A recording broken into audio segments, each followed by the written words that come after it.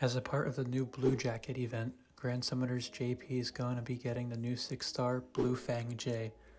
He's a water human and his slots are 6-star physical, 5-star heal, and 4-star physical or support.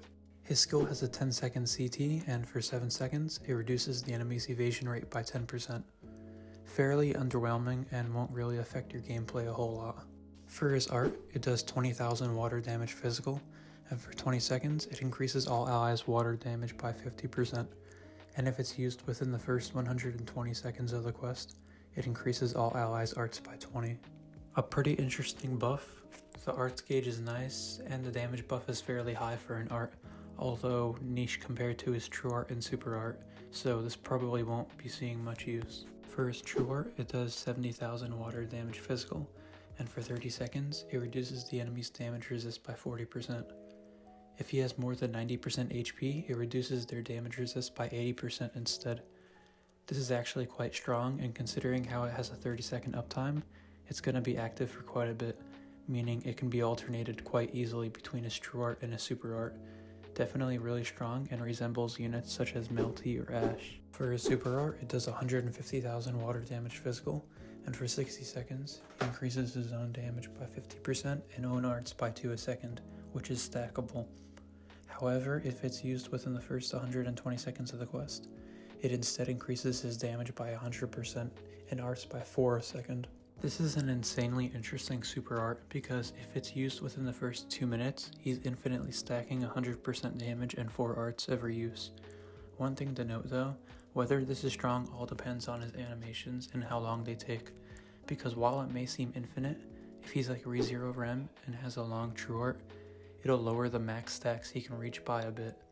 But if he's able to have like a 3 to 4 second super art, that would be huge since his stacking could reach new levels, as well as being able to actually alternate his true art in there as well for the extra damage resist down. Within the first 2 minutes, that means that he can reach anywhere from 500 to 700% damage up, which is also 20 to 28 arts a second. For his true weapon, it's a 5-star physical and has a 45-second CT. It does 7,500 water damage, and for 10 seconds, it increases water damage by 50% and reduces enemies' physical resist by 30%. Pretty good all around, and it will help him to deal a bit more damage. For the passive, it increases Jay's damage and break power by 30%, and it has a 5% passive physical resist. The 30% damage is really nice, as is the break power, which is seeing increasing relevancy with the newer stages in JP. For his passives, he has 80% paralysis resistance. When he's set to leader, he reduces all allies' damage resist by 10%, and when he's not the leader, he increases his accuracy by 60%. At the start of each wave, he also increases his arts by 200. The paralyzed resistance is whatever, to be honest, although his leader skill is really strong. An infinite 10% team-wide damage resist is really good, especially considering he's a DPS unit. The accuracy is also good, since that means that he can be used in high evasion stages. Along with that, his 4-star physical slot means that he can use Karks for 30% more accuracy, meaning that now he's an actual viable high accuracy DPS. His 200 arts at the start of each wave is solid as well, since that not only means he can clear waves fast, similar to units like Tau Ren or Grey, but he can also start stacking his super art fairly quickly, since he'll only need 100 arts to use his first super art. Overall, he seems to be a really strong DPS.